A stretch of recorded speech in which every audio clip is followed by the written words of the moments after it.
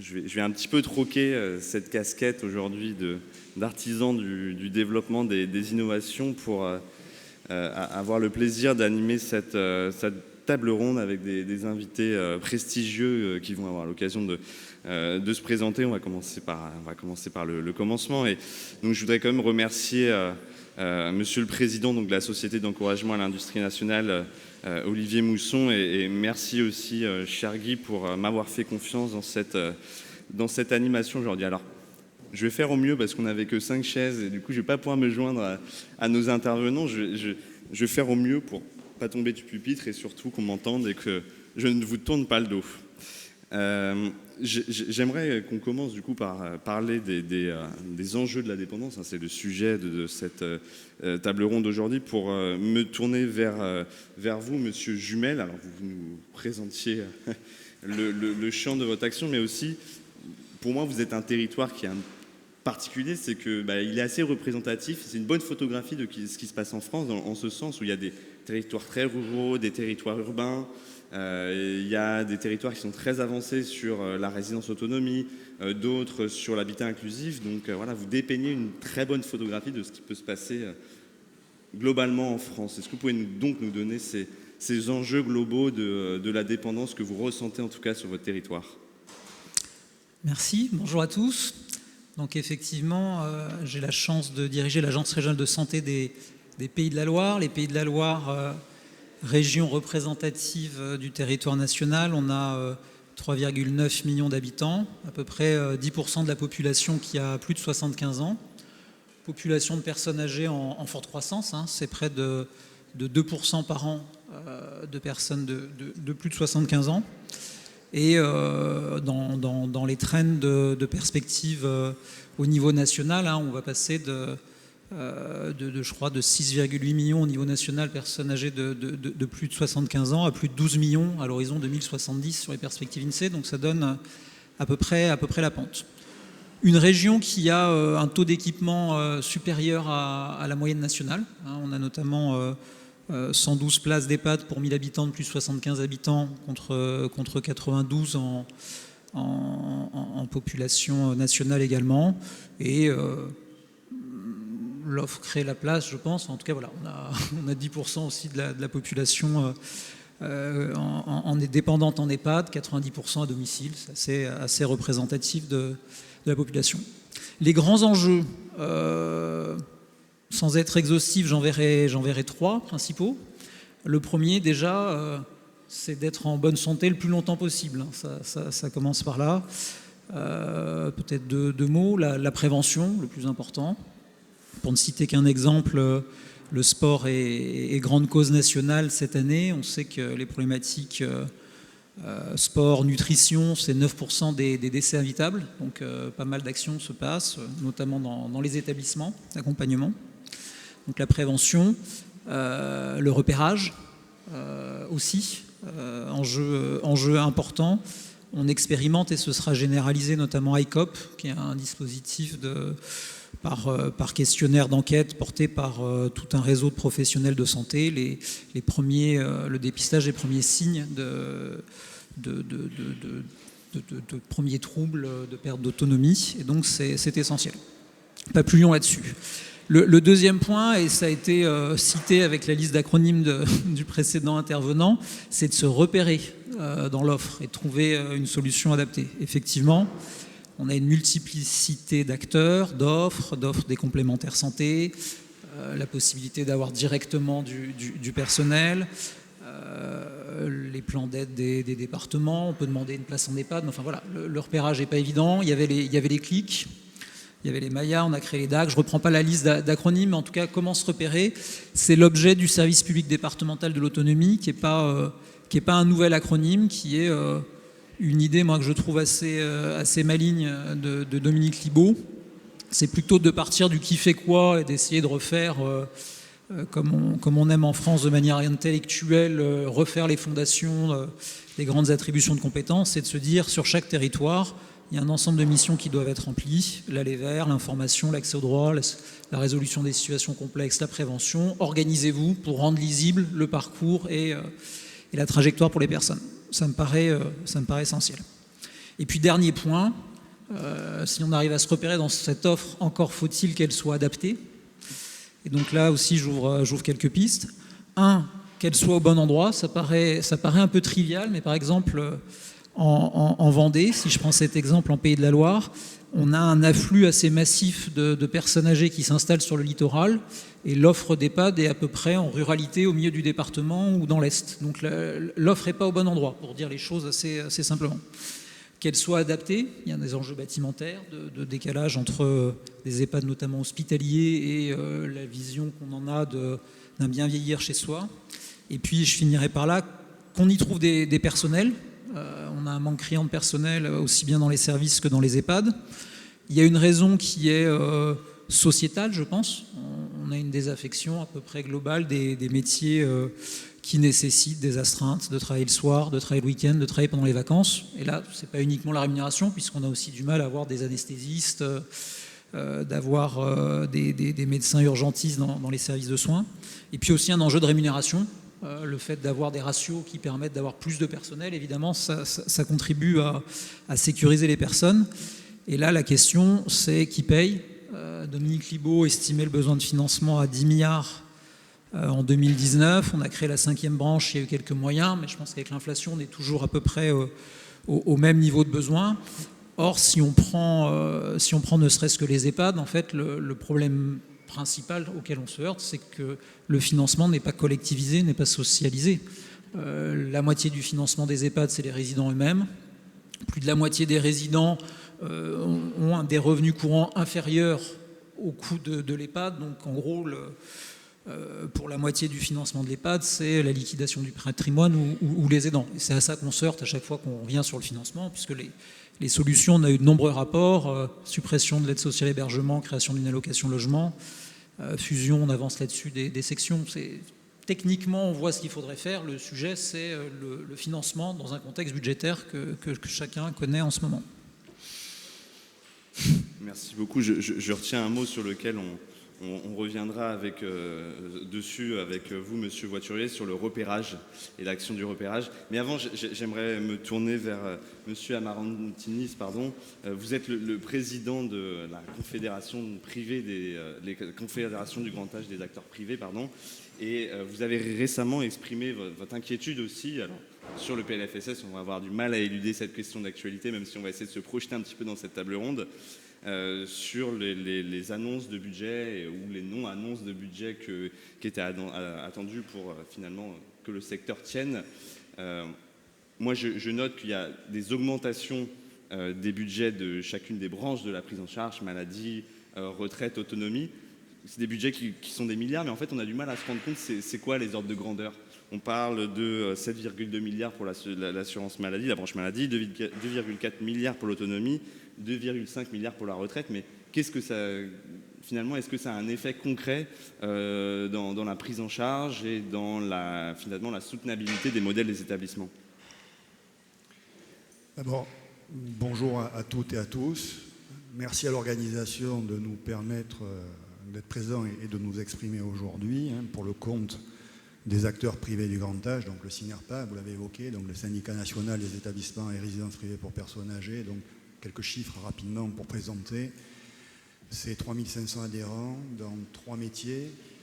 Les EHPAD, donc 2000 EHPAD, c'est tous les EHPAD commerciaux de France qui sont adhérents au SINERPA. C'est des services d'aide à domicile, et je salue encore une fois mon président qui m'a précédé sur cette table ronde. Le SINERPA domicile a 1300 services d'aide et de soins à domicile, et c'est ensuite des résidences services seniors et des résidences autonomie pour à peu près 300 établissements. Pour rejoindre les propos de l'orateur précédent, et avant d'entrer dans le PLFSS, on a, nous, 2 priorités, 2 alertes, une alerte court terme, une alerte moyen terme. La première alerte, c'est besoin de financement court terme et je pense que ma collègue de droite va rebondir derrière, financement court terme pour aider les EHPAD, quel que soit leur statut, pour sortir de l'ornière dans laquelle ils sont depuis 3 ans, puisqu'ils sont percutés par l'inflation. Donc je ne vais pas rentrer dans le détail, mais bon, ils sont en grande difficulté. Ce n'est pas nous qui les disons, c'est le Sénat également qui a sorti une étude il y a 15 jours. C'est des besoins massifs en termes de recrutement et de formation, parce qu'aujourd'hui, dans la vraie vie, dans nos établissements, dans nos services d'aide à domicile, c'est pas moins de 10 à 20% de postes qui ne sont pas pourvus par des personnels à durée indéterminée et qui sont donc pourvus par du personnel qui est là à titre intérimaire et en CDD. Donc ce n'est pas satisfaisant pour assumer clairement et concrètement une prise en charge de qualité dans ce type de structure. Donc ça, c'est le court terme. Et le moyen terme, de toute façon, c'est la même histoire. C'est à horizon 2030 et 2040, et c'est ce que je martèle sur toutes les radios depuis plusieurs semaines, c'est un choc démographique, c'est un tsunami démographique qui fait que nous allons avoir plus de 50% d'augmentation de personnes âgées de plus de 75 ans et de 85 ans sur le territoire, donc avec une augmentation des besoins en termes d'accompagnement, en termes de soins, en termes d'accompagnement de la dépendance, et donc de financement nécessaire à cet accompagnement-là. Et donc, aujourd'hui, la puissance publique n'est pas en capacité de faire un effort sur le court terme. Donc, nous sommes extrêmement inquiets sur comment va être traité l'accompagnement de cette dépendance, l'accompagnement de ce grand âge d'ici demain et après-demain, parce que 2030 et 2040, c'est demain et après-demain. Et ensuite, sur le moyen terme, on a le même problème, c'est le personnel, puisqu'aujourd'hui, donc je viens de vous expliquer qu'on avait entre 10 et 20% de postes vacants, de postes non pourvus en contrat à durée indéterminée, mais 2030-2040, c'est 400 000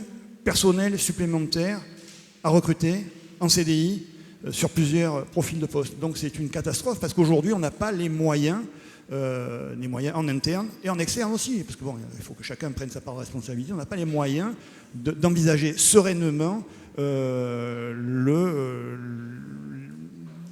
pouvoir attirer ces talents qui seront nécessaires pour accompagner ce tsunami démographique. Donc ça, c'est notre premier message. Ensuite, je vais rentrer dans le PLFSS, puisqu'on m'a étendu la perche, et je vais être très, très rapide. Nous, on a un premier point qui est, on a été satisfait lorsqu'on a vu arriver les montants et l'augmentation de l'ONDAM-PA, puisque nous avons pensé qu'il allait y avoir benoîtement une augmentation de 10% de nos dotations soins dans nos établissements. Et lorsque nous avons eu une réunion récente, il y a quelques jours, avec nos interlocuteurs de la Direction générale de la cohésion sociale, on nous a expliqué qu'en fait, ces 10% qui étaient énoncés, avancés, c'était ni plus ni moins qu'un espèce de jeu d'écriture, puisque c'était la fusion des sections soins de dépendance qui se matérialisait sur l'ONDAM personnes âgées. Bon, en clair, pour vous le faire court, des dépenses qui étaient supportées par les collectivités départementales étaient reprises par l'assurance maladie et donc venaient percuter l'ONDAM personnes âgées. D'où cette espèce d'explosion, en tout cas de visu, de 10% des dépenses pour le secteur des personnes âgées. Donc, en pratique, dans la vraie vie, pour nos établissements, pour nos dotations soins d'établissements, tous secteurs confondus, on nous a annoncé qu'une fois que ce traitement-là de regroupement dépendance et soins serait opéré, il resterait un petit chouïa, et ce petit chouïa, c'est une augmentation de maxi 2% de la dotation soins. Alors, je ne sais pas si j'ai répondu à votre question, mais dans dotation soins, avec lequel il va falloir à la fois neutraliser l'effet ciseau dont vous avez certainement entendu parler des uns et des autres depuis plusieurs mois, auxquels sont confrontés les établissements. Donc c'est l'augmentation des charges qui va plus vite depuis 3 ans que les recettes, et donc ça a mis en difficulté tout le parc d'établissements. Donc ça, c'est le premier sujet à traiter. Donc inutile de vous dire que 2% c'est insuffisant. Et ensuite, c'est avec ces 2%, c'est essayer d'être attractif, d'intéresser des salariés, de motiver des salariés, et de leur proposer des conditions qui soient décentes. Voilà, j'emploie le mot décentes pour travailler dans ce secteur-là.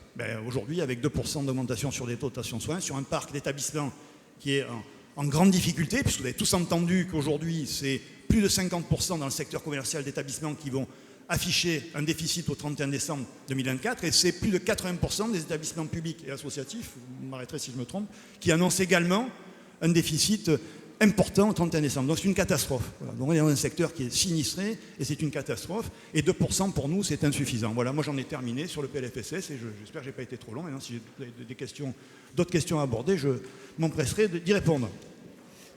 Merci beaucoup pour cette première intervention. Je vois vos confrères des autres fédérations qui aussi acquiescent, en tout cas dans vos propos. Et j'aimerais me tourner vers vous, Madame Tillon. Alors vous puissiez nous présenter également l'UNA. Et une petite réaction au PLFSS avec une actualité très récente, notamment un communiqué de presse, vous avez que la plupart des fédérations ont signé sur notamment, je ne dis pas qu'il n'y a que ça, mais notamment l'absence aussi, une rupture en tout cas dans la politique de virage domiciliaire, en tout cas pas de moyens sur le virage domiciliaire qui était quand même une tendance qui était donnée sur les dernières années, au moins d'un point de vue politique.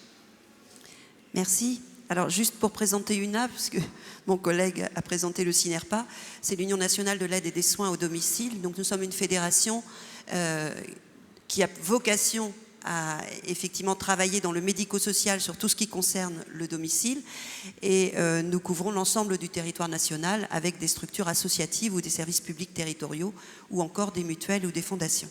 Je la fais courte. Effectivement, le virage domiciliaire, on peut se poser la question de savoir... j'ai le sentiment que c'est un vrai leurre ou un énorme gag. C'est-à-dire c'est un effet de langage que l'on a trouvé à un moment donné, on a l'impression que c'est ça, qu'un effet de langage a été trouvé par un certain nombre de communicants politiques et que l'on s'est dit que ça ferait bien dans le paysage de parler du virage domiciliaire. Mais pour autant, qu'est-ce qu'on a fait pour prendre ce virage domiciliaire? On n'a rien fait, à telle enseigne qu'on est dans le fossé aujourd'hui. On l'a loupé, ce virage. Le virage domiciliaire, c'était quoi? C'était l'idée de se dire, effectivement, au regard de l'augmentation de la population âgée et au regard de l'augmentation de la situation des personnes en situation de handicap également, qui souhaitent de plus en plus être à domicile plus qu'en établissement, eh bien, il faut offrir des services à domicile qui soient à la hauteur des besoins, des services aide et soins qui puissent accompagner l'ensemble des personnes concernées. Et pour cela, eh bien, ça veut dire qu'il faut structurer le domicile sur l'ensemble du territoire. Structurer le domicile sur l'ensemble du territoire, ça veut dire lui donner des moyens. Je rejoins mon collègue. Effectivement, donner des moyens, c'est essayer déjà de faire le constat que le domicile aujourd'hui ne fonctionne pas. Il est dans le mur. Je réfléchissais ce matin aux différentes alertes que l'on avait pu faire dans nos différentes fédérations concernant le financement du domicile. En 2010, nous avions demandé le premier fonds d'urgence pour les services à domicile. Nous avons eu le 3e en 2023. Je ne parle même pas de la somme, tellement c'était ridicule. Mais c'est dire à quel point, si nous sommes obligés de demander des fonds d'urgence successifs, c'est qu'il y a un problème dans le système lui-même de financement.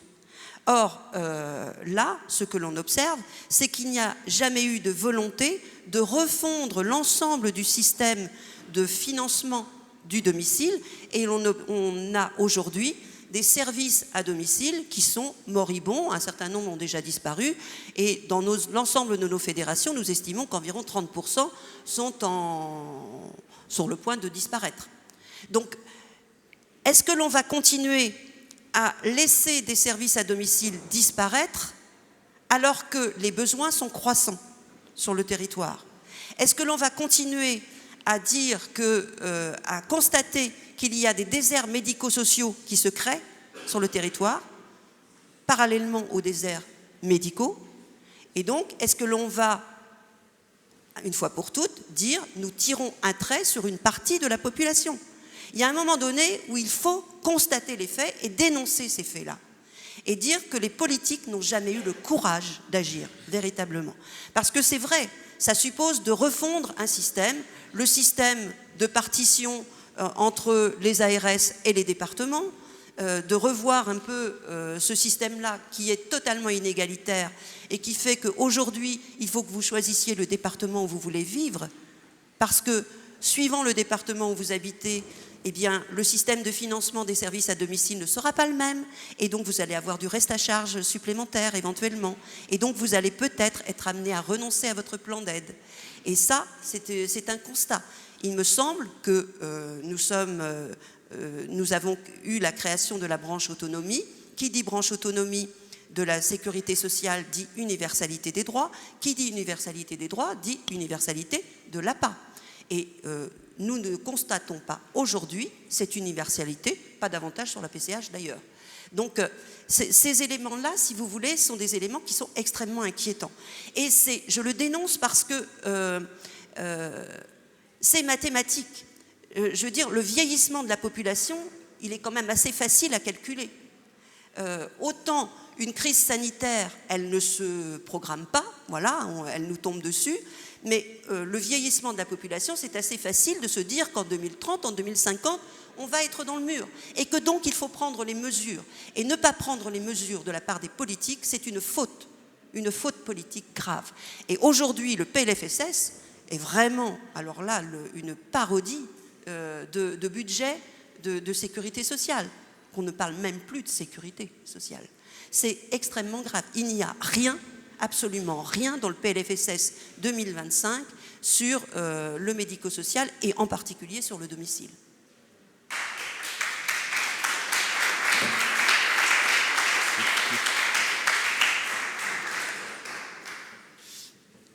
Merci beaucoup. Alors, je vais me tourner maintenant vers Monsieur Voiturier. Vous aviez parfois hoché la tête, acquiescé, on va dire, les propos de vos confrères et consoeurs, et aussi peut-être été un peu en désaccord. Est-ce que vous pouvez, du coup, 3 points. Vous représentez l'UNIOPS, donc pouvez-vous nous présenter l'UNIOPS? Est-ce que vous voulez aussi réagir aux propos qui ont déjà été évoqués? Et un tout petit point, en tout cas, quand j'ai préparé cette table ronde, moi, il y a un point qui m'est... Quand je pense à l'UNIOPS et à l'URIOPS, donc les associations régionales, ça m'évoque la proximité et le repérage. Ça a été évoqué par Monsieur Jumel. Est-ce que vous pouvez aussi nous dire comment les membres des URIOPS, l'URIOPS elle-même, l'UNIOPS, la Fédération nationale, agit au quotidien, du coup, dans cette partie vraiment du repérage des fragilités? Merci, bonjour à tous et à toutes, merci pour l'invitation. Alors je vais répondre bien entendu, vous avez vos questions et j'ai mes réponses, comme disait quelqu'un il y a quelques années, mais je répondrai à la dernière partie bien entendu ensuite. Peut-être juste une réaction sur ce qui a été dit sur PLFSS précédemment. Il y a un sujet il y a une difficulté en plus, je rajouterai une de plus à tout ce qui a été dit sur le sous-financement, c'est le non-financement fait qu'il y a une atmosphère sociale dans les établissements qui devient invivable. Je m'explique.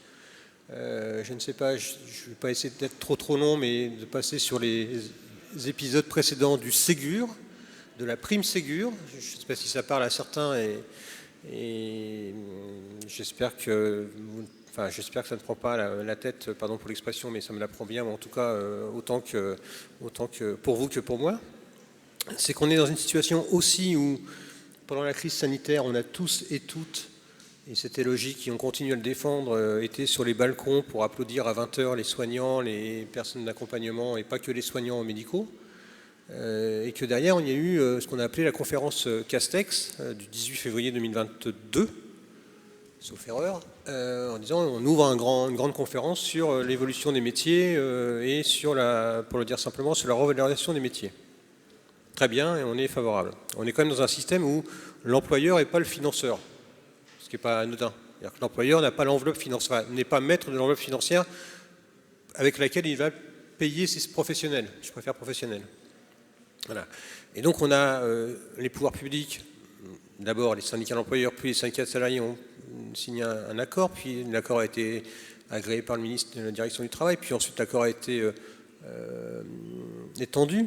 Donc on est dans une situation où les employeurs ont une obligation légale, et sont assez favorables, ont une obligation légale d'augmenter leurs salariés, leurs professionnels, mais n'ont pas les moyens. Vous imaginez juste l'ambiance qu'il peut y avoir dans les établissements et les services lorsque vous dites à vos collaborateurs ben, je dois légalement t'augmenter, mais voilà, on nous explique que l'ARS ou la CNSA ou le département ou la région, quand on parle d'IRTS, ou les communes lorsqu'on parle de crèche, ne donnent pas les moyens d'augmenter. Ça donne une tension sociale qui est inimaginable. Je ferme juste la parenthèse sur... Je ne vais pas m'étendre trop sur le PLFSS parce que de toute manière, comment le dire, sans être... J'ai profité de j'ai fait un petit pas de côté. J'ai profité de la réédition de 1984 que j'avais lu quand j'étais jeune et que je l'ai relu là il y a peu de temps avec ça. Voilà. On est en pleine novlangue. Voilà. La guerre, c'est la paix. Donc on a des pouvoirs publics qui nous expliquent. Et je le dis, alors j'ai été du côté des pouvoirs publics à une époque, donc ce n'est pas une critique fondamentale vis-à-vis des pouvoirs publics. J'ai beaucoup d'admiration pour ce qui est fait par les pouvoirs publics, enfin, pour l'action des pouvoirs publics, et même si ce n'est pas toujours celle que nous pensons être nécessaire. Alors, on nous parle de virage ambulatoire, virage domiciliaire, on nous a parlé de inclusion 360. Voilà. Maintenant, on a des mots, valises, qui disent tout et son contraire, et des fois, on n'a pas beaucoup de fond, de réflexion. Bon, voilà. C'est aussi mon quart d'heure d'énervement. Sur le repérage, peut-être pour répondre. Alors, je vais présenter l'UNIOPS, ça va avoir une conséquence sur ma réponse. L'UNIOPS, c'est une union qui a été créée en 1947, qui a été créée et dont la finalité, c'est d'unir. On est ce qu'on appelle une tête de réseau de deuxième niveau. Alors, quand je dis ça, en règle générale, moi-même, je ne comprends pas. Mais en tout cas, on est une union qui regroupe des associations, des fédérations, l'UNA, entre autres, dans 10 secteurs différents, que ce soit les secteurs l'enfance, la santé, les personnes âgées, les personnes en situation de handicap, lutte contre l'exclusion, l'hébergement d'urgence, et je pourrais détailler encore plus. L'idée, c'est d'être des interlocuteurs associatifs au pouvoir public. Donc, dans la présentation, il y a quelque part un des éléments de réponse, parce que l'UNIOPS et les URIOPS ne sont pas gestionnaires, ne sont pas en contact direct avec les personnes en situation de fragilité. Donc, quand j'ai vu la question, ma première élément de réponse, c'était de dire c'est une question qui n'est pas pour moi. Mais bon, mais en y réfléchissant dans un deuxième temps, je me dis que si. Notre rôle, c'est d'être en capacité, avec les URIOPS elles-mêmes ayant des adhérents de terrain, de voir les besoins des personnes en situation de vulnérabilité, quelle que soit la vulnérabilité, le handicap, la santé, l'âge, la situation économique, et d'être en capacité de faire remonter vers les pouvoirs publics ce qu'un ancien Premier ministre, Édouard Philippe, pour ne pas le citer, lorsqu'on l'avait rencontré, nous avait dit « vous faites remonter le grain fin du terrain ». De pouvoir montrer la granulité, en tout cas de montrer la situation réelle qui existe sur le terrain, ce que ne peuvent pas faire, et ça n'est pas une critique, j'insiste sur ce que ne peuvent pas faire les services de l'État, pour maintes raisons. Et je vais juste vous donner une anecdote que j'aime assez bien, puisque moi ça fait 7 ans que je suis à l'UNIOPS et précédemment j'étais en cabinet ministériel. En cabinet ministériel, j'avais participé à l'élaboration de ce qu'on a appelé la loi Marisol Touraine. Et de nos bureaux de l'avenue Duquesne, rue Ségur, avenue Ségur, enfin on ne sait plus très bien si c'est un côté ou l'autre, on avait imaginé d'après nous le système parfait. Alors parfait en tout cas, le système qui semblait être le plus efficace de notre côté. Donc, et juste ensuite, je suis arrivé à l'UNIOPS et on a fait une étude de terrain avec nos réseaux sur les dispositifs qui étaient inclus dans la loi Touraine. Et on se rend compte qu'il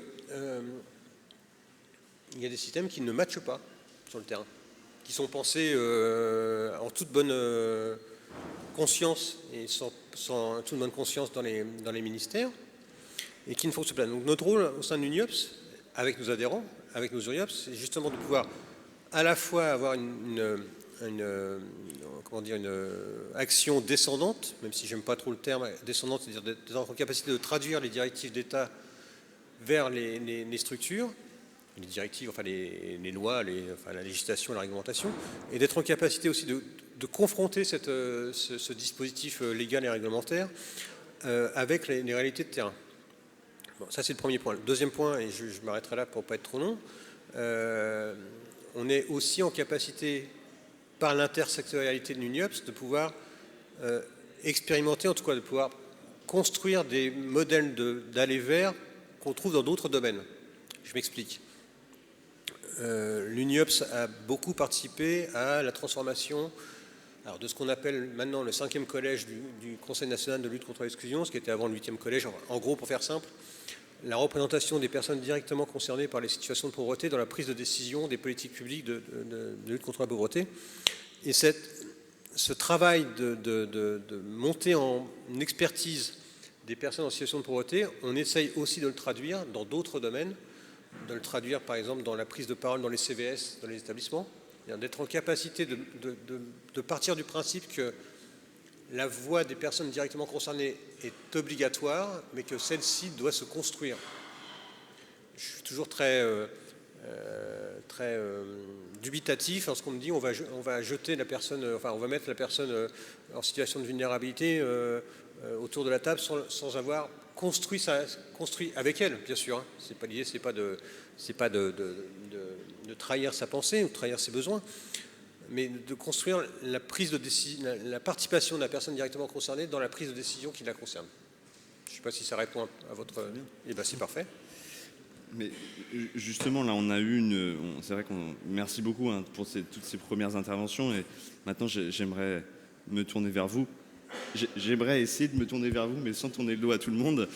Monsieur Krolak-Salmon, vous êtes du coup le directeur médical du groupe EMEIS.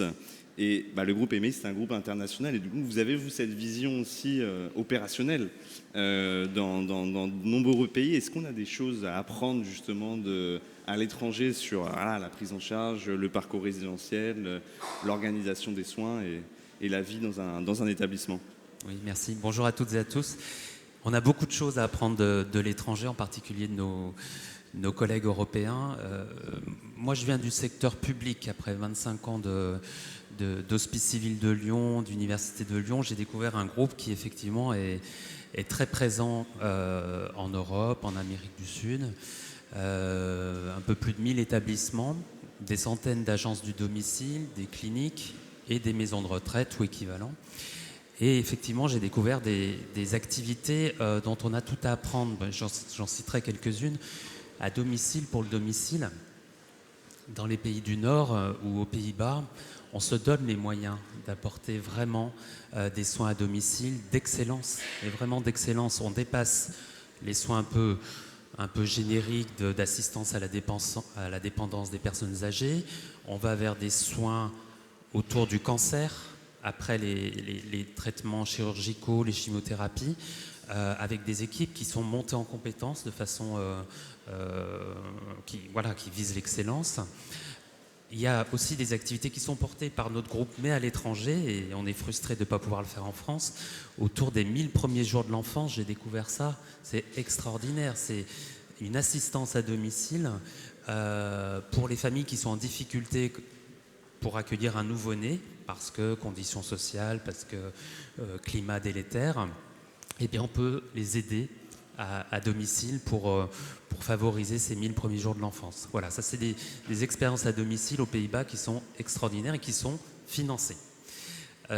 Toujours aux Pays-Bas, je citerai ces petites maisons dédiées aux personnes atteintes de maladie d'Alzheimer. Donc là, on est à l'autre bout du parcours, un parcours sanitaire, médico-social qui doit être continu. Ça aussi, c'est un message qu'on doit porter en France, c'est-à-dire décloisonner les étapes entre le monde médico-social, domicile, maison de retraite, et puis le monde sanitaire. Olivier Guérin le disait tout à l'heure, c'est très important. Et donc on a ces petites maisons d'une vingtaine de chambres qui décloisonnent, là encore, projet de vie, projet de soins, rayonnement territorial avec les municipalités. Et tout est fait autour de la personne, de ses besoins et de ses désirs, avec 100% de personnes qui sont atteintes de maladie d'Alzheimer ou de maladie apparentée. Il y a aussi du côté, parce que dans notre titre de table ronde, on parlait des soignants, une expérience autrichienne qui ne demande pas beaucoup de moyens, mais il faut quand même s'organiser. C'est de proposer à chaque soignant, dans chaque établissement, un projet personnel pour l'établissement, pour la maison. C'est-à-dire, je citerai Petra, qui est une cadre de santé dans une maison de retraite autrichienne, qui a un turnover de soignants, non pas de 25 ou 30% comme chez nous, mais de 2%. Et je lui dis, mais pourquoi 2%? Elle me dit, il y a quand même des congés maternité, il y a des départs à la retraite de temps en temps, mais pour dire qu'elle a 0 de turnover. Il y a même une liste d'attente de soignants qui attendent pour entrer dans sa maison. Et comment elle fait? Eh bien, la première question qu'elle pose à un candidat ou une candidate, c'est, bon, au-delà de ton métier, que tu vas assurer dans le cadre des activités nécessaires, qu'est-ce que tu as envie de faire personnellement pour notre maison? Tu aimes faire la cuisine, est-ce que tu as envie de participer ou de mettre en place un petit atelier cuisine dans la maison? Tu aimes la décoration, est-ce que tu peux nous aider à décorer? Tu aimes les animations, est-ce que tu peux nous aider à organiser une journée carnaval? Et c'est un peu de temps soignant qui est sorti du flux toilette, assistance au repas, etc., et qui permet de dégager un peu de sens dans les activités. Pour le domicile, on réfléchit aussi beaucoup à ça. Donc retrouver du sens par des petites actions. Alors c'est sûr qu'il faut dégager 1 heure ou 2 par semaine de temps soignant pour ça.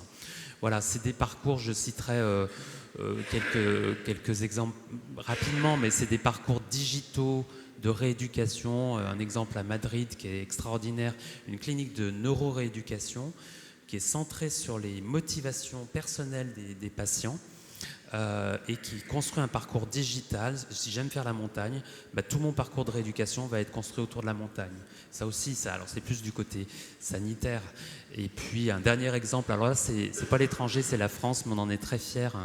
Et je regarde un peu Monsieur Jumel parce qu'on va avoir un partenariat avec l'ARS Hauts-de-France pour l'instant, mais on a mis autour de la table, c'était avant moi, donc je peux en parler, l'ARS Île-de-France, le département de l'Essonne, l'opérateur Emeis, qui est peu connu, Emeis, mais qui est très connu, parce que c'est quand même l'ex-Orpea, tout le monde ne le sait pas. Donc c'est le nouveau nom du nouveau projet du groupe. Eh bien, autour de la table, le sanitaire, le médico-social, un opérateur privé, pour prendre en charge, avec un parcours dédié, les enfants de l'ASE, de l'aide sociale à l'enfance, qui ont des difficultés en santé mentale. Et il y a consultation, hôpital de jour, hospitalisation si nécessaire, mais aussi des appartements thérapeutiques organisés avec le département, et puis l'opérateur. Et ça, c'est un exemple donc en Île-de-France et Essonne, qui va être repris, je l'espère, dans les Hauts-de-France, et qu'on pourrait modéliser en se mettant tout autour de la table. Et ça, ce sera un peu mon dernier message, à partir de ces exemples, c'est décloisonnons, ça a été un peu dit, mais décloisonnons, sanitaire, médico-social, décloisonnons les métiers, innovons sur les financements. Il y a pas mal de choses à faire, il y a pas mal de choses à innover du côté des financements, mais on ne peut pas laisser ce monde médico-social et même sanitaire dans cet état-là. Il faut qu'on finance à hauteur des ambitions d'une société qui est mature autour du vieillissement et des personnes fragiles.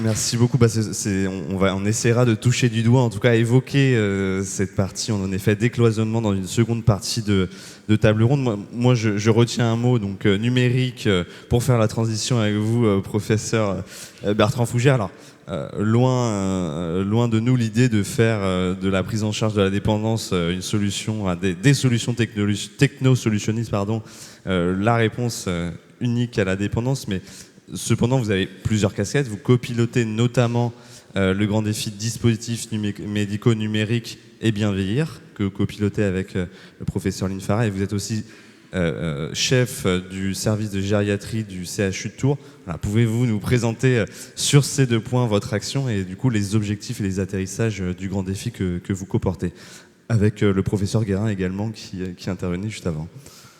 Merci beaucoup aux organisateurs de m'avoir invité à cette table ronde. En effet, elle a été très bien préparée parce qu'après avoir entendu qu'au final, il n'y avait plus d'argent, plus de ressources humaines et que c'était la catastrophe, on finit par quelques notes un peu positives aussi sur cette table ronde. Alors, en effet, il y a vraiment plus d'argent et il n'y en aura pas demain, et les ressources humaines, ça va être aussi difficile et ça a été bien dit.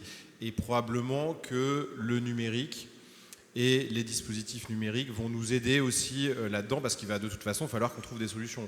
Parce qu'on ne peut pas laisser en effet toute cette population, vulnérable, potentiellement en perte d'autonomie, en difficulté. Et donc, il y a à la fois décloisonné, et ça a été bien dit, pour éviter tout ce travail en silo qu'on fait très bien, objectivement en silo. Et donc pour pouvoir avoir cette coordination entre ces différents silos, et le numérique va nous aider dans ce sens-là pour la coordination, à mon sens, des acteurs sur les territoires. Alors pour faire un focus là sur ce grand défi qui a été lancé il y a pile poil 1 an en fait par le ministère de la Santé, ex-prévention aussi à ce moment-là. Donc il y a 2 grands défis que le ministère de la Santé a lancés. Un grand défi donc sur le bien vieillir et un grand défi sur la santé mentale. Alors ça reste, en final, les 2 sont quand même très d'actualité. Et donc l'idée c'était de se dire justement comment le numérique va pouvoir nous aider et nous accompagner dans la coordination des acteurs, mais pas que pour les gens aussi pour les industriels qui en fait se retrouvaient, ou les startups, dans la difficulté de parcours de financement, de développement de leur activité, etc., avec des fois des bonnes idées, mais qui ne trouvent pas les bons interlocuteurs à la fois en termes d'usagers et même derrière en parcours de développement. Donc il y a eu tout un écosystème qui a été monté autour de ces grands défis pour en fait d'abord faire une concertation pour savoir ce que les acteurs un peu attendaient de ça. Et sur la partie bien vieillir, il y a 4 axes qui sont ressortis. Un premier axe qui est sur la cartographie en fait de ce qui existe sur le territoire, parce qu'en fait on est incapable aujourd'hui de dire ce qui existe en termes de dispositifs médicaux ou ce qui va vers un dispositif médical numérique et bien vieillir. On est absolument incapable de cartographier l'ensemble de tout ça. Le deuxième axe, c'est un axe sur l'évaluation. Alors là aussi c'est pareil, c'est de se dire, eh bien en fait on a des dispositifs qui se mettent en place, mais comment on évalue? Probablement que l'évaluation justement de ces dispositifs qui ne sont pas encore des dispositifs médicaux, donc versant HAS, comment on fait de l'évaluation de ces dispositifs, mais aussi, quand je dis évaluation, c'est à la fois, j'allais dire, le détecteur de chute, est-ce qu'il détecte bien une chute, mais il y a aussi l'évaluation des usages. Est-ce qu'au final, le meilleur détecteur de chute, il va être utilisé par l'utilisateur final? Parce qu'on pourra avoir le meilleur justement dispositif, s'il n'est pas utilisé, en fait, il ne servira à rien. Donc il y aura aussi vraiment un axe sur l'évaluation des usages. Le troisième axe, et qui est pour le coup là plus, j'allais dire, pour les industriels, c'est tous les parcours de financement. Donc vraiment pareil, avoir une espèce de cartographie des parcours de financement, parce que voilà, quand on est une start-up qui développe un dispositif, comment on va aller chercher les financements, par quels moyens, etc., etc. Et le dernier axe qui nous a paru indispensable, c'est l'axe formation. C'était de se dire, il faut, si on développe ces dispositifs pour à la fois avoir de la prévention de la perte d'autonomie à domicile, d'avoir des aides dans les institutions, d'avoir la coordination des acteurs de soins, etc. Il faut absolument qu'on forme à la fois les personnes à l'usage de ces dispositifs et aussi les professionnels qui vont accompagner les personnes à l'usage de ces dispositifs. Donc ça, c'est ces 4 grands axes sur le grand défi dispositif numérique et bien vieillir. Alors l'atterrissage de tout ça, il y a pour le coup un comité d'experts qui travaille sur l'ensemble de ces 4 axes avec différentes missions en fonction des expertises de chacun. On a fait justement l'ensemble des concertations et on a sorti ces 4 axes juste au mois de juin. Là, on va avoir un appel à projet pour justement les industriels qui auraient des solutions plutôt assez matures, puisqu'en fait l'idée c'est de les accompagner soit vers la labellisation, j'allais dire la certification dispositif médical, soit en tout cas aussi participer à cette évaluation-là. Donc l'appel à projet, on espère pouvoir le sortir normalement avant la fin de l'année, donc dans le mois de décembre. Alors c'est pas sans vous cacher qu'on a eu quelques ralentissements par des arbitrages qui n'étaient plus là entre le mois de juin et le mois de septembre, ce qui a un peu ralenti les choses, mais on a bien avancé sur le sujet, donc on espère pouvoir avoir ces appels à projets d'ici la fin de l'année et ensuite avancer aussi sur les autres axes qui sont la formation et aussi le cahier des charges des évaluations.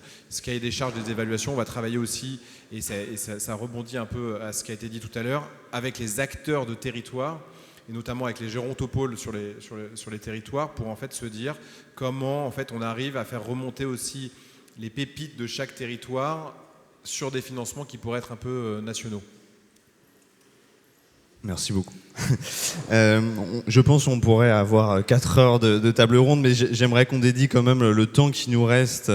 On a, je crois, Guy m'interpellera si on est en retard, mais pour une grosse quinzaine de minutes pour se projeter maintenant, chacun dans ce que c'est la prise en charge de la dépendance de demain. Et on a un sujet du coup qu'on a tourné, autour duquel on a tourné, qui est l'aller vers, la proximité, le décloisonnement, la transversalité entre le sanitaire, le social et le médico-social. Et c'est pour ça que j'espère qu'elle sera bien pour vous, cette question, monsieur Voiturier. Mais moi, j'ai un intérêt particulier. Alors, je trouve ça très intéressant ce que font notamment les bailleurs sociaux. Parce que justement, les bailleurs sociaux ont pignon sur rue. Ils ont une démarche d'aller vers et de proximité qui pourrait être renforcée. Ils ont également, il y a plusieurs millions de nos concitoyens qui vivent dans le parc social et par définition peut-être une fragilité accrue, un éloignement à certains messages institutionnels. Comment demain vous imaginez le rôle du bailleur, le périmètre du bailleur social dans la prise en charge?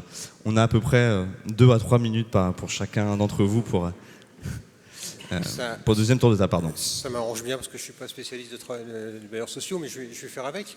Vous n'allez voir que 2-3 minutes. L'un des problèmes que l'on peut voir pour les bailleurs sociaux, c'est qu'on a une législation très importante sur l'adaptation des logements, mais que les aides sont principalement faites vers les propriétaires.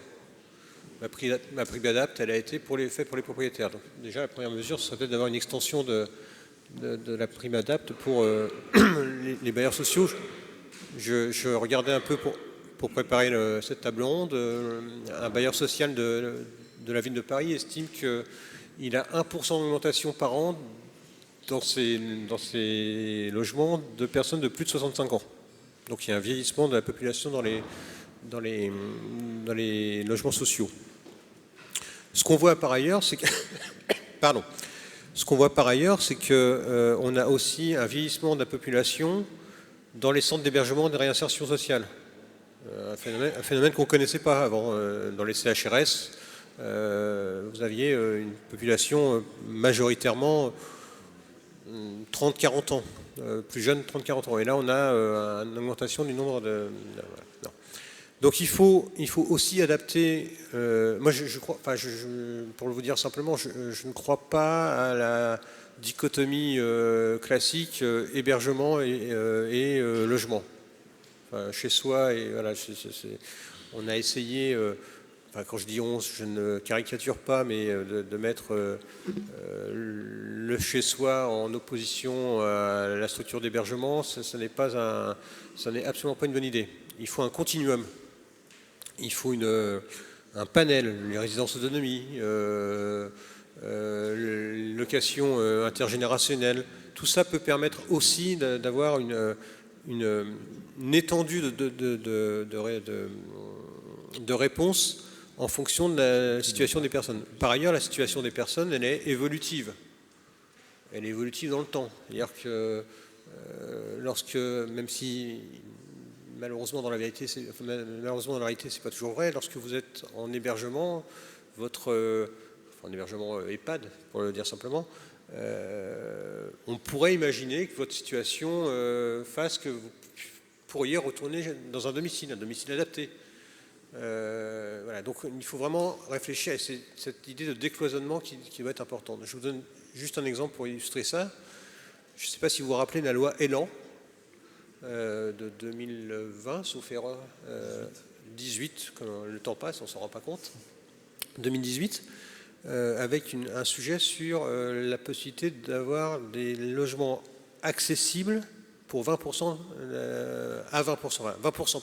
du parc de logements accessibles pour les personnes en situation de handicap. Je le dis très simplement et sans provocation aucune, si l'UNIOPS n'était pas là, les acteurs du handicap et les acteurs du logement ne se seraient jamais parlé. Voilà. C'est peut-être ça aussi d'avoir un peu cette logique de décloisonnement. On a vu pendant la pandémie Covid que une des pratiques de la période Covid, et en particulier de la période de confinement, c'est qu'il y a eu un fort décloisonnement, tant mieux. Mais est-ce qu'on a tiré les conséquences de ça? Je trouve qu'on est reparti, j'allais dire business as usual, on est reparti dans du cloisonnement qui est peut-être encore plus important qu'avant. On n'a pas réussi à tirer les conséquences du fait que l'urgence a fait qu'on a été obligé de décloisonner. Bon. Voilà. Après, peut-être pour répondre plus spécifiquement sur les bailleurs sociaux, c'est aussi, j'ai vu qu'il y avait des conventions qui étaient passées entre l'USH et la CNAV. Enfin, voilà, il y a peut-être aussi des formations de professionnels qui travaillent dans les logements sociaux aux problématiques de vieillissement. Les gardiens d'immeubles dans les logements sociaux doivent aussi peut-être être formés aux questions de vieillissement. Il y a une question d'adaptation. En essayant de préparer, j'ai vu que 50% des logements sociaux n'avaient pas d'ascenseur. Donc il y a aussi toute une question d'accessibilité et d'adaptabilité, ce sont deux choses différentes. Mais je pense que les problématiques, vu les projections démographiques qui se présentent devant nous, la problématique du vieillissement ne peut pas être ignorée des bailleurs sociaux. D'ailleurs, elle ne l'est pas, mais en tout cas, il faut rapidement, urgemment, la prendre en compte. Merci beaucoup. Je continue cette partie aussi résidentielle pour me retourner vers vous, Monsieur Amarantinis. Le parcours résidentiel, on appelle tous de nos souhaits qu'il soit fluide. Aujourd'hui, il y a un parcours qui peut aussi être la résidence autonomie vers l'établissement. Aujourd'hui, on vieillit aussi en résidence autonomie. On est parfois de plus en plus dépendant avec des infrastructures de réponse qui ne sont pas adaptées parce que la résidence autonomie n'est pas médicalisée. Et on ne va pas mettre les valises devant la porte des résidents. Comment aujourd'hui les établissements de votre fédération justement essayent à travailler, à fluidifier ce parcours résidentiel? Alors, très rapidement, puisque vous nous avez dit 3 minutes, ça va être compliqué de respecter le timing. Donc aujourd'hui, les établissements de la fédération en fait essaient de s'adapter avec toute une série d'autorisations, de services qui peuvent intervenir au niveau des résidences autonomie, au niveau des résidences seniors, donc avec des services de soins infirmiers à domicile, des services à domicile, des HAD, voilà, qui permettent justement d'éviter de traumatiser le locataire, parce que ce n'est pas un résident, le locataire d'une résidence autonomie pour l'orienter vers un EHPAD lorsque son état de santé et de dépendance n'est plus compatible avec ce que peut offrir une résidence autonomie ou une résidence senior. Donc ça, c'est bon, voilà, tout ça, tout le monde le sait, donc j'ai rien inventé. Et moi, ce que j'ai envie de vous dire, et j'en terminerai là, c'est que ça fait 25 ou 30 ans que je fais du syndicalisme. Et j'ai l'impression que ça fait 25 ou 30 ans que j'entends les différents présidents qui m'ont précédé, et à la fois d'ailleurs dans le secteur sanitaire, à FHP, que dans le CINERPA, que dans les autres fédés, de tout statut confondu. Et c'est vrai que en fait, ce qui nous tue en France, c'est la séparation entre le sanitaire et le social. Et je suis d'autant bien placé pour en parler que moi-même, dans mon activité, parce que je ne fais pas que du syndicalisme, j'ai une activité en région PACA où j'ai toute une filière, j'exploite une filière à la fois sanitaire, sociale, médico-sociale, en établissement et à domicile, donc c'est une petite entreprise. Et donc en fait, on a plein d'idées, les directeurs ont plein d'idées, les équipes ont plein d'idées, sauf qu'on est en permanence confronté à une réglementation qui est différente entre que vous soyez sanitaire, que vous soyez à domicile, que vous soyez en médico-social. Les interlocuteurs sont différents, la réglementation est différente et malheureusement, on s'épuise à la tâche. Donc nous, ce que l'on prône depuis 30 ans, et je vais continuer à le pousser encore tant que je serai président de la fédération, c'est une autorisation unique, un guichet unique et un allègement de la réglementation de façon à ce que les opérateurs, les gestionnaires, les équipes puissent se mettre au service des personnes les plus fragiles, les plus dépendantes, que ce soit d'ailleurs à domicile ou en établissement. Il faut leur laisser un peu de liberté, un peu d'autonomie, puisque ce sont des professionnels, ils sont pleins d'idées, ils savent exactement comment s'organiser pour pouvoir changer, modifier le système pour qu'il soit opérationnel et beaucoup plus fluide. Et il faut leur faire confiance, c'est tout. Et il y a que comme ça qu'on arrivera à avancer et, voilà, et arrêter de se lamenter voilà, et de subir le système et la lourdeur réglementaire et administrative qui nous plombe tous les uns et les autres.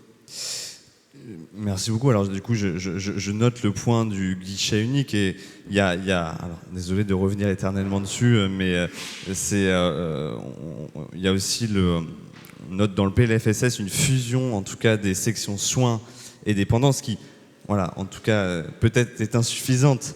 Mais je voudrais poser la question à Monsieur Jumel, quel effet, en tout cas, ça peut avoir concrètement dans le quotidien d'une direction d'établissement? Alors, peut-être un mot d'abord pour rebondir sur ce que vous disiez. On prône aussi en tant que directeur d'ARS une simplification assez massive. Et la problématique qu'on a aujourd'hui, c'est, moi pour prendre l'exemple de mon agence régionale de santé, les 3/4 du temps de mes agents, mes collègues, est occupé à appliquer des réglementations qui vraisemblablement ne permettent pas de répondre aux problématiques d'accès aux soins et d'inclusion sur le territoire. Donc on est un peu tous victimes de ça. C'est très souvent dans la loi. J'ai un pouvoir de dérogation qui n'est heureusement pas démocratie que réglementaire, mais c'est souvent dans la loi. Et c'est souvent des amendements aussi qui sont alimentés par mes collègues à côté. Donc on est dans le même système. Le deuxième point que je voudrais dire, avant de parler de la fusion des sections, mais il y a un lien, ça me paraît un peu court de dire qu'il manque de l'argent. Je le partage sur la projection. La question, c'est comment on le finance. Le mur de la dépendance, le tsunami dont vous parlez, c'est aussi le mur d'un déséquilibre inactif-actif. Et est-ce qu'une société européenne vieillissante a les moyens de financer ça? En tout cas, comment? En taxant les entreprises, les vôtres peut-être, en taxant les salariés qui seront moins nombreux. Enfin voilà. Et je pense que tant qu'on sera dans cette revendication un peu infantile de on veut plus d'argent dans tous les secteurs, alors qu'on est censé réduire au moins de 4 points notre déficit, on aura du mal à aboutir sur des propositions qui, au niveau de la loi, arrivent à prospérer. Donc il faut qu'on embarque en même temps les propositions de financement. Et pour avoir reçu notamment, on pense au financement d'assurance privée, les sociétés d'assurance quand j'étais aussi en cabinet, les propositions qui sont sur la table, c'est quelques dizaines d'euros par mois pour 100, 150 euros sur la fin de vie. Donc ça ne paye pas un EHPAD, ça ne paye pas un établissement, c'est un petit complément d'un plan d'aide autonomie. Après la fusion des sections, on dit beaucoup l'État met pas assez d'argent. En fait, moi, État RS, j'ai 20% du financement d'un EHPAD. C'est la section soins. Après, on organise des fonds d'urgence parce que le système de financement ne boucle pas. On rajoute plusieurs millions. Mais on a quand même un levier assez mince d'action. Récupérer la dépendance, ça veut dire que, on va vers un interlocuteur unique. Il y a encore la question de l'aide à l'hébergement, mais on va vers un interlocuteur unique. On en profite. Moi, je suis content de voir qu'au moins le financement pour les ARS est prévu dans le PLFSS pour réaligner tout le monde à la hausse par rapport aux disparités de financement qu'il y avait entre les départements. Donc, il y aura quand même une forme de resoclage. On va arrêter de se demander si la prévention, ça relève du soin ou ça relève de la dépendance. On va quand même avoir une approche beaucoup plus globale. On aura la main pour expérimenter. Enfin, on sera plus agile. 2, moi, je serai plus à l'aise pour aider économiquement des EHPAD quand je suis responsable de la moitié de leur financement que de 20%. C'est une étape vers le fait de redessiner une carte où les ARS auraient les établissements, les départements plutôt les services. Après, ça tourne souvent. C'est pas ce qui est demandé au niveau national par les fédérations. C'est d'autres enjeux de décentralisation. Mais c'est sûr que le fait d'avoir découpé, et cette décentralisation, elle est imparfaite, elle a coupé sanitaire, médico-social, et entre 2 opérateurs médico-social et social. Et donc, on a des cadres réglementaires différents, des organisations différentes. On aurait dû soit tout décentraliser, soit garder en bloc, mais la frontière qui est devenue un mur est un peu fictive. Merci beaucoup. Alors je continue cette partie décloisonnement avec vous, Madame Tillon. Justement, comment aussi, alors j'essaie de frustrer personne dans les prises de parole et que vous ayez chacun l'occasion de vous exprimer sur cette partie de projection, mais aussi comment on se donne les moyens aussi pour le domicile, le virage domiciliaire, des moyens, alors certes sur la pratique du soin et de l'accompagnement, mais aussi de façon plus systémique dans je perds mes mots, on arrive à la fin de la table ronde, j'en ai eu deux après. Dans les autres questions, en tout cas de la prise en charge du domiciliaire, donc des questions existentielles, des questions d'accomplissement, d'autonomie encore, préservation de l'autonomie. C'est vaste, j'ai combien de temps exactement? 2 heures? 4 heures, non. En 2 minutes, ce serait parfait. En 2 minutes, d'accord. Alors, plusieurs choses. Déjà, je pense qu'il faut... je parlais tout à l'heure de courage. Il faut avoir le courage aussi de faire le tri entre les différents services. Et si je dis ça, c'est qu'aujourd'hui, quand vous êtes dans un établissement doit avoir, pour accompagner quelqu'un qui est en GIR 2, GIR 1, des personnels qui sont dûment formés, dûment reconnus pour leur professionnalisme. Si vous êtes à domicile, ou bien vous faites intervenir des services qui sont les nôtres, des services prestataires, qui ont des personnels dûment formés, normalement, j'espère, et en tout cas nous sommes contrôlés pour, ou bien vous pouvez prendre quelqu'un en CESU par exemple. Et donc là, vous n'avez plus aucun contrôle de rien. Donc comment se fait-il que la même personne, suivant le lieu où elle est, peut être accompagnée par des personnes qui n'ont pas du tout la même qualification et pour autant avoir le même type d'aide sur ce personnel-là.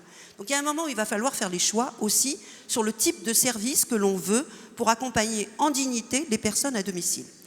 Lorsque l'on a fait ça, il faut aussi voir le système de financement. On parlait tout à l'heure des fusions entre les sections soins-dépendance pour les établissements. Pourquoi ne faisons-nous pas la même chose à domicile? Ce YALTA qui consiste à dire le soin c'est du ressort des ARS, la dépendance c'est du ressort des départements, avec les disparités territoriales qui existent, il n'est plus tenable. Et le YALTA nouveau qui pointe en disant eh bien, les établissements seront du ressort de l'ARS et le domicile du ressort des départements, nous n'en voulons pas.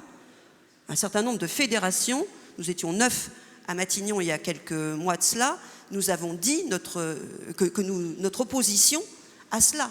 Nous ne voulons plus que les départements se mêlent désormais de nos services parce que nous faisons le constat qu'il y a trop de disparités et que les citoyens sont trop maltraités sur l'ensemble du territoire.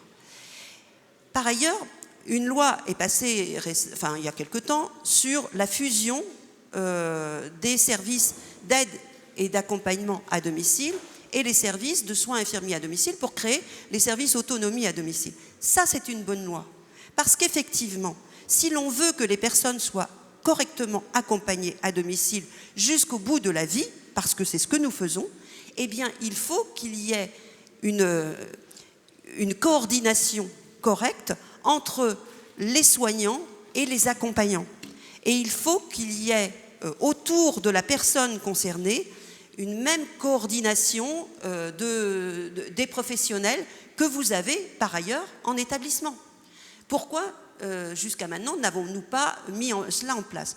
La difficulté, c'est qu'aujourd'hui, cette loi, elle est très difficile à appliquer pour une raison simple, c'est que, bien ma foi, un service de soins infirmiers qui va plutôt pas trop mal financièrement parlant aujourd'hui, n'a pas très envie de se marier, entre guillemets, avec un service d'aide qui est moribond. La mariée n'est pas très belle. Et donc, du coup, nous avons des grosses difficultés à mettre cela en place. Mais c'est l'avenir. Il faut vraiment que le territoire soit couvert de services d'autonomie à domicile. Il faut que nous puissions mettre en place des services qui permettent de vivre dignement à domicile et non pas de survivre à domicile. Merci beaucoup. Et transition toute trouvée avec vous, professeur Fougère, dans le rôle de la coordination également et du retour malheureusement parfois d'hospitalisation. Quel rôle demain pour les SMR et les SSR dans cette coordination au retour du domicile? Merci pour cette question. Je vais faire une petite parenthèse rapide sur un autre décloisonnement qui me paraît indispensable en fait et qu'on a en plus dans le titre de tous bénéficiaires d'un mot qu'on entend beaucoup aussi, c'est cette démarche d'aller vers. Parce qu'en fait, dans tout ce qu'on dit, ça sera toujours les mêmes touchés pour l'instant. Et donc, il faut absolument qu'on ait cette démarche. Alors voilà, on utilise le mot en tout cas tous bénéficiaires ou aller vers. Et je vais donner un petit exemple d'un travail qu'on a mené il n'y a pas longtemps. On a utilisé les données du SNDS, de la Sécurité sociale, pour regarder toutes les personnes âgées qui avaient été hospitalisées, de plus de 80 ans, hospitalisées en France. Et on a regardé la réhospitalisation à 30 jours et la mortalité à 30 jours. plus grave que de faire un infarctus, un AVC ou tout ce que vous voulez, c'est votre catégorie socio-professionnelle et votre niveau de retraite qui vous fait réhospitaliser et qui vous fait mourir. Tout ça pour dire que maintenant, en fait, le message pour les urgentistes, c'est de leur dire qu'ils demandent le niveau de retraite avant de demander les antécédents médicaux, mais surtout de se dire que c'est toujours les mêmes qui sont éloignés du soin, éloignés des services de soins à domicile, éloignés des démarches de prévention, etc., etc. Et donc, dans notre démarche de décloisonnement aussi, domicile-institution, aussi les fusions, etc., il y a aussi ce décloisonnement aussi en termes de population, où il faut qu'on aille chercher beaucoup plus ces populations. Et je reprends la casquette numérique, je pense que le numérique sera aussi un peu aidant aussi là-dedans, parce que c'est aussi ces gens-là qui sont aussi éloignés du numérique, donc ils ont tout ça. Pour votre question, et très rapidement, en fait l'hôpital, je pense que l'hôpital a évolué et doit continuer à évoluer. L'hôpital n'est qu'une étape du parcours de vie et du parcours de soins du patient. Et donc il doit être pensé à l'amont et à l'aval au moment où le patient arrive dans l'hôpital, que ce soit dans un service de court séjour gériatrique ou dans un service de SMR. Dans tous les cas, ça ne reste qu'un parcours d'étape et d'expertise au moment T d'un parcours de soins qui est beaucoup plus large. Ce qui était complètement un peu différent avant, où en fait les gens restaient probablement un peu plus longtemps à l'hôpital et on ne pensait pas avant et pas après. Là maintenant, quand les gens, nous, ils arrivent dans les services, au moment où ils arrivent dans le service, on pense à la sortie. C'est-à-dire qu'on se dit, qu'est-ce qui va se passer à la sortie? Où est-ce qu'il habite? Est-ce que c'est une maison à étage avec des escaliers? Est-ce qu'il va pouvoir monter les escaliers ou pas? Sinon, en fait, comment on peut organiser la sortie au domicile, etc., etc. Donc, vraiment, l'hôpital et le SMR, en l'occurrence, une étape du parcours de vie et du parcours de soins du patient. Merci beaucoup. Pour conclure cette table ronde, Monsieur Crolac-Salmon, j'aimerais faire une petite ouverture sur des sujets qui peuvent être aussi plus réjouissants. Alors, pas qu'on ait à aborder que des sujets qui ne soient pas intéressants, mais on va dire, on a parlé beaucoup de la prise en charge très matérielle, en tout cas du vieillissement, mais dans vos établissements, il y a également des considérations existentielles. Continuer à s'accomplir, continuer à exister en tant qu'humain dans les établissements. Qu'est-ce que vous mettez en place, vous, sur cette partie-là? Et finalement, quel que soit le niveau d'autonomie de la personne? Alors, loin de donner des modèles, des leçons, on teste pas mal. Je pense que chacun de nous, on imagine des pilotes. Je pense qu'on veut tous réinventer le modèle de la réponse à la dépendance, que ce soit au domicile, que ce soit dans le monde sanitaire, dans les maisons de retraite. Je pense qu'il faut qu'on teste pour obtenir des boucles courtes de succès. On veut tous aussi décloisonner, il y a un mouvement de fond, on pense qu'on va y arriver, mais c'est lourd, on sent que c'est très lent pour réinventer tout ce système, et il nous faut effectivement des petits succès de nouvelles organisations. Nous, on réfléchit beaucoup au rôle social des seniors, quel que soit leur lieu de vie d'ailleurs. Mais on l'entend beaucoup de la part des personnes âgées. Je suis retraité, ça fait 15 ans, 20 ans que je suis retraité, je ne sers plus à rien. Ben non, le rôle social d'une personne âgée, il est fondamental. Il est pivot. Et on doit le revisiter. On doit le revisiter à domicile. Alors, virage domiciliaire, bien sûr, on va tous l'accompagner, mais attention à la soutenabilité, l'IGAS l'a dit, attention à la soutenabilité, attention à l'isolement social. Qu'est-ce qu'on peut faire pour ces personnes, alors qu'on a un maillage territorial, une désertification de certains territoires, qu'est-ce qu'on va faire pour ces personnes qui restent à domicile? Il faut qu'on invente, et on le teste actuellement, des parcours pour ces personnes âgées qui restent à domicile, qu'elles puissent accéder à des animations en maison. Alors, moi, je n'aime plus les appeler EHPAD, mais maisons de vie des aînés, qui peuvent décloisonner le lieu de vie à domicile, mais aussi du lien social dans une maison. Il y en a quand même beaucoup dans des quartiers, beaucoup dans des villages. Utiliser ce maillage territorial de nos maisons, emmené par le CINERPA notamment, pour décloisonner au niveau social, agir en prévention. On peut organiser des séjours ou des journées d'activité physique, de revisiter la nutrition, des repas adaptés. Et donc on teste ça. Alors c'est pas facile, c'est pas du tout facile, mais il faut innover et puis trouver des modèles économiques. Alors pour l'instant, la prévention, c'est pas financé comme on le voudrait, mais je pense qu'il va falloir tous ensemble qu'on capitalise très vite sur ces petits succès territoriaux qui existent quand même. Il y en a plein, hein. Il y a plein de petits succès et il faut vraiment qu'on aille vers ça. Voilà, c'est dans nos maisons, c'est accueillir des bureaux de poste, accueillir des cafés, faire le pain le matin, je le disais. Voilà, la personne âgée, quel que soit son niveau de dépendance, est très très loin dans la dépendance. On peut la replacer socialement au sens très large du terme. Voilà, je ne vais pas faire très, très long parce que je sais qu'on est très en retard. Merci beaucoup. Non, merci beaucoup à tous les 6, pardon. Je suis navré, on va pas avoir le temps. Je vous remercie. Ouais. J'allais dire, vous n'avez plus qu'à les applaudir. Mais je vous invite à rester ici encore quelques instants. On va. Merci. Alors, très rapidement. Alors, qui a.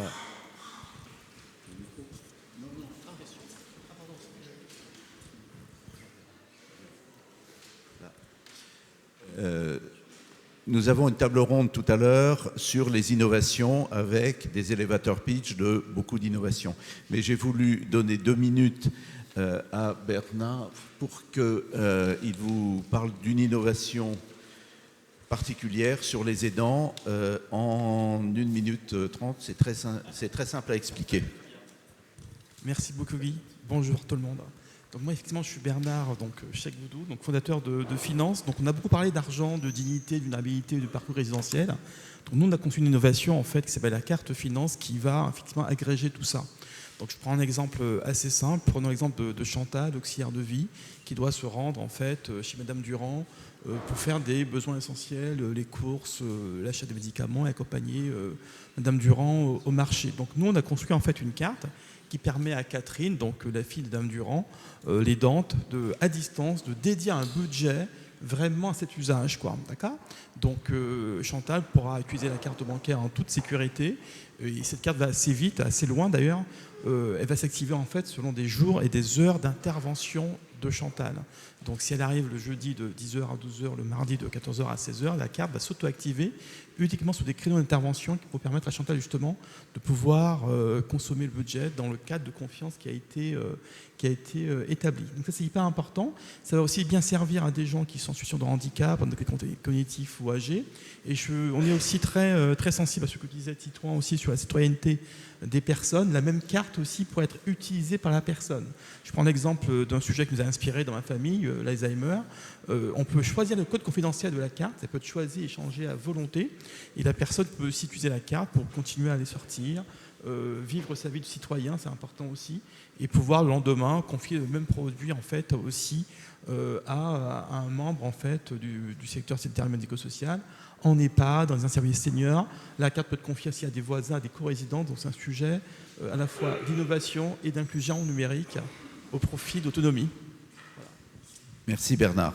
Je pensais que c'était intéressant d'évoquer une innovation sur un sujet qui est important pour les aidants et pour les personnes en situation de handicap, donc une carte de crédit limitée attribuée, voilà, qui résout pas mal de problèmes, je pense. Ok, je vous remercie toutes et tous. On ne va pas... Très court.